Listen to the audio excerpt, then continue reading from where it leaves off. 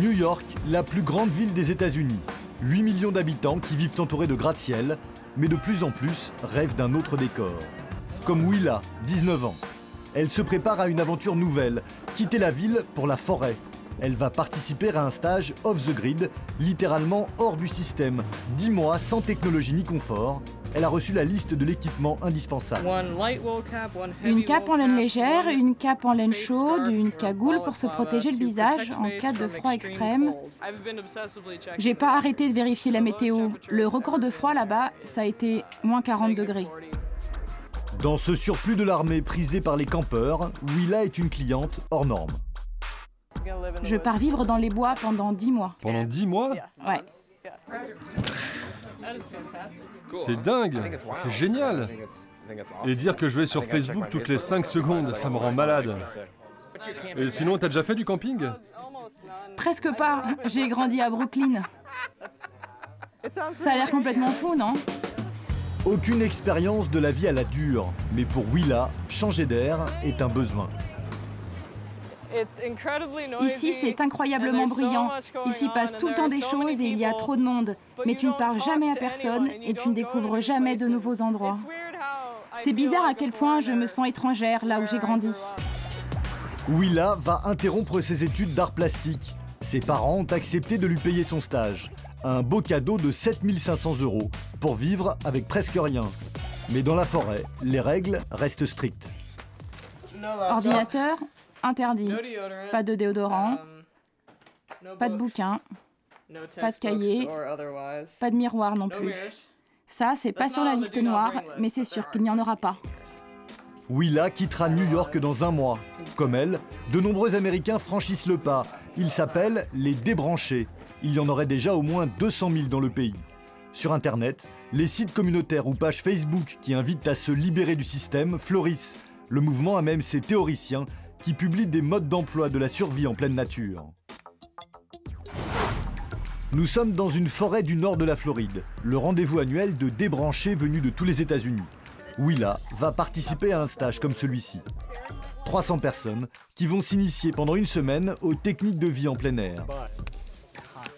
Voici Swampman, traduction l'homme des marais. C'est l'un des professeurs du stage.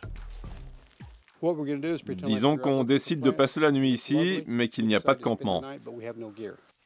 Cela fait 15 ans que cet ancien agent d'assurance vit comme un ermite dans la forêt. La leçon du jour, comment construire un lit avec des branches et des feuilles. Très bon boulot. Je n'ai jamais vu d'animaux sauvages avec un carnet de chèques, un couteau suisse ou une tente, et ils s'en sortent très bien dans la vie. 20 minutes plus tard, Swampman est satisfait. Allez, souris. Alors, t'es bien installé? Oui, c'est très confortable. Maintenant, tu ne risques plus de mourir d'hypothermie si tu te perds. Je construis ce genre d'abri depuis des années et ça fonctionne très bien. Celui-là était rapide, j'en ai fait des bien mieux avec des élèves plus motivés, mais vous savez comment sont les gens, ils sont paresseux. C'est vrai. Pour les participants, cette vie est idéale. Ni eau courante, ni électricité. Ici, on apprend la chasse et la tannerie. Ou encore comment faire du feu sans allumettes ni briquet. Tout doit être naturel, même les toilettes. Vous pouvez utiliser ça comme papier toilette. C'est de la mousse séchée espagnole. C'est mieux que le papier toilette. C'est plus naturel. Vous savez combien d'arbres sont détruits pour fabriquer un beau papier blanc?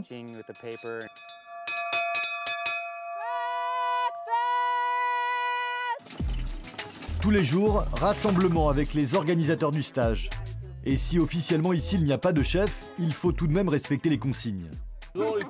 Il n'y a que 2 moments dans la vie pour laver son assiette. C'est comme pour se laver les fesses, immédiatement ou trop tard. Si vous le faites trop tard, ça va coller.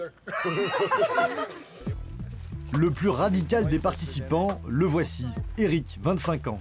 Cet ancien charpentier a quitté la ville il y a 2 ans. Depuis, il sillonne les forêts américaines. Voilà mon abri. Tu prends juste un tas de débris végétaux et tu les entasses. Un tronc ou un rocher, une moustiquaire et un duvet, c'est tout ce dont Eric a besoin. Pas de loyer à payer, c'est tant mieux, il n'a pas l'intention de retravailler. Le principe d'un boulot et du business en général, c'est que pour pouvoir vivre sa vie comme on l'entend, il faut d'abord travailler un certain nombre d'heures pour gagner une certaine somme d'argent. Moi, c'est comme ça que je veux vivre. Alors pourquoi attendre? Et pour se nourrir, Eric n'a qu'à se baisser. Vous allez manger ça? Alors bien sûr, on va tous en manger. Si aujourd'hui la technologie s'effondrait, 80% de la population mondiale mourrait de faim, parce que personne ne sait reconnaître la nourriture qu'il y a dans la nature. Mais certains choisissent une formule plus douce. À 4000 km à l'autre bout du pays, l'Idaho, un état rural, le paradis des nouveaux débranchés. Au creux d'une vallée, une maison rustique, un panneau solaire et un terrain de golf improvisé. Regarde cette balle, papa. Elle est géniale. Le golf, un souvenir de l'ancienne vie de Ben, 31 ans. Il y a encore 2 mois, il était cadre dans les assurances, mais avec un rythme beaucoup trop stressant. Waouh, elle a été super loin. Pour avoir une bonne qualité de vie, payer les études de mon fils et l'assurance santé, ça coûtait très cher. Sans parler des économies à faire pour acheter une maison un jour. Au final, je me suis retrouvé à travailler 80 heures par semaine. Et là, ça ne valait plus le coup. Il fallait trouver une meilleure solution, et je pense que c'est celle-là. Pour l'instant, Ben vit sur ses économies, en attendant de trouver un job dans une ferme.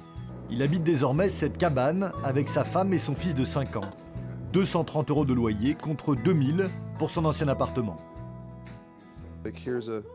Regardez, c'est une photo de notre salon prise l'an dernier.